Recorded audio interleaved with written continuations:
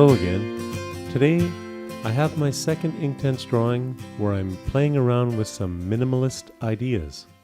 I'm really trying to improve my brushwork as well as increase my speed. Before I get started, I need to apologize. On my last drawing I said I hoped to be back in 2 weeks, and it has been closer to 2 months. I had to travel for work, and during that travel I managed to get the flu. It's taken me about 3 weeks to recover, and I've just started drawing again. So my hopes of entering the Derwent Art Prize this year have been crushed, but I will continue with my practicing, and if I do come up with something worthy enough to enter, I will. Or I will enter it next year. First, I fill in most of the sketch with the appropriate colors using the pencil, and then go over them with water.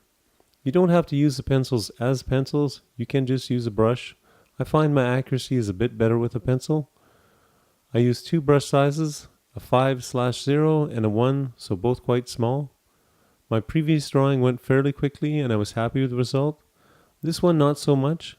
I started with a similar reference photo, but the subject was squinting because of the sunlight, and not really smiling because it was extremely windy and cold at the time of the photo. For this one I'm using 3 Derwent Inktense pencils, ink black for the skin tones and the darker clothing, charcoal gray for the lighter clothing, and willow for the eyes. I did have a white on hand, but it didn't really come into play. I went with 2 separate colors for the clothes because he was wearing a jet black fleece and a gray hoodie. I thought the contrast would look good, and it did. I continue to layer the ink black on the skin. Layering helps in a number of ways. First, it helps hide the brush strokes. Some people are better at hiding brush strokes than others. I find with Inktense, especially using dark tones, you really need to apply the pigment sparingly or use plenty of water. Otherwise you get some nasty brush marks. Layering the tones also creates contrast. This can be a challenge with using only one color. For instance, if we look at the mouth area, we have the lips, which would normally be reddish, brown, or pink. Below the lips is a shaded region, and parts of the teeth are also shaded. In color, these are all very different. But when you grayscale, there's very little difference between, say, the color of the lips and the gums. My reference is in color, and yes, I could have easily grayscaled it, but part of the challenge is trying to take the color image and scale those colors into a grayscale myself. And for this drawing I struggled, whereas my previous one I didn't. For the clothing, I felt I could put more time and effort into it, but it is clothing. Really you want the focus to be on the face. 2 or 3 layers on the clothing was good enough. Now I bring out some colored pencils for details. I'm using the Lyra Rembrandt 24 set of colored pencils. The first reason, they are light fast. At least my tests show they hold up well. Second, they hold a nice sharp tip for detail work.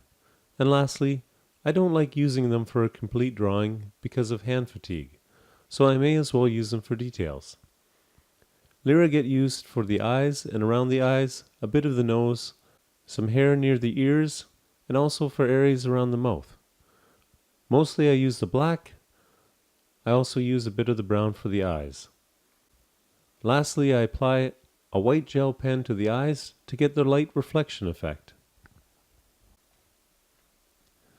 One thing I would like to point out about the Inktense pencils is how long they last. In Canada, they are usually about $2 a pencil when picked up in a set.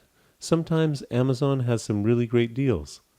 The local art stores stock them, so you can get singles usually near the $3 a pencil mark. I've used the ink black on several drawings now, and it's only worn down by about ½ an inch. It only gets sharpened once per this type of drawing, since I'm applying a brush to the tip in most cases. Unlike some of my pencil crayon sets, where I might not want to use them, because if I do, I will have to replace them and they are very costly, these I want to use because I'm barely making a dent in them. Now back to this drawing. As I get to the end of it, I'm not really happy. I bring in a critic. They point out some issues, mostly with the eye size and position, but the critique really shows that I haven't done enough on the contrast, and some areas just don't match up with the reference. The first one is the eyebrows. They're far too thin and not high enough, which makes the forehead seem bigger than it is. Second, the hairline is too high and needs to be brought down. The eyes need more shading, as does the right-hand side of the forehead. All of these I am able to make some adjustments to. Other issues were the lips. I just botched the lower lip, and because it is Inktense, fixing it would be too much time or too much work for a practice drawing. I also failed to get the strength that is present in his cheeks and jaw. That could be done with more shading and time, but I really wanted to call this one finished and move on. My next few drawings will also be Inktense related, and this time I hope to get them out quickly. I also hope they will go better than this one, but again, it is still practice work, so I'm not going to get too stressed if they don't turn out the way I planned. I also plan on getting back to my set of Mungyo pastels. And that is all for now. Thank you for watching. Don't forget to subscribe, and I appreciate all of those who have subscribed. If you have any comments or questions, please let me know.